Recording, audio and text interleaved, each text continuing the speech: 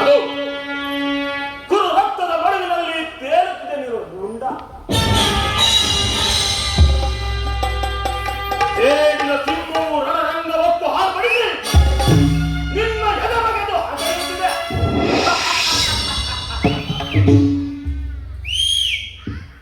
ಅಂದ ಹಾಗೆ ಮರೆತು ಕರ್ಣನು ಕೃಷ್ಣನನ್ನೇ ಇತ್ತ ಕಡೆಗೆ ಬುದ್ಧಿಯೋನು. ಅವನಲ್ಲಿ ಇಲ್ಲ ಸಲ್ಲದ ದುರ್ಬೋಧನೆಗಳನ್ನು ತುಂಬಿ ಗೌರವನ ಫಲಭೂತವಾದ ಕರ್ಣನ ಉತ್ಸಾಹವನ್ನು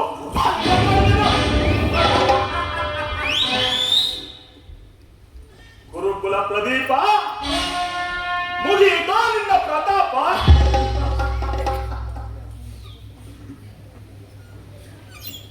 ಸುಯೋಧನನು ಕರ್ಣನನ್ನು ಈ ರೀತಿ ದೂಷಿಸಬಹುದೇ? ನಿನ್ನ ಮಾತು ನಿಜವೇ ಶಕುನಿ? ಇಲ್ಲ, ನಾನು ನಂಬುವಂಗ ರಾಜ, ನಂಬು. ದುರ್ಯೋಧನನಲ್ಲಿ ನಿನಗಿರುವ ಸ್ನೇಹ ಮತ್ತು ಪ್ರೀತಿಯ ಭರವಸೆಯಿಂದ ನಿನ್ನನ್ನು ಕುವಾಚ್ಯ ಶಬ್ದಗಳನ್ನಾಡಲು ಅವರು ಹಿಂಜರಿರಲಿಲ್ಲ. ಆದರೆ ದುರ್ಯೋಧನನು ಇದೆಲ್ಲವನ್ನು ಕೇಳಿಸಿಕೊಂಡನು. ಕೇಳಿಸಿದವನಂತೆ ಸುಮ್ಮನಿದ್ದನು.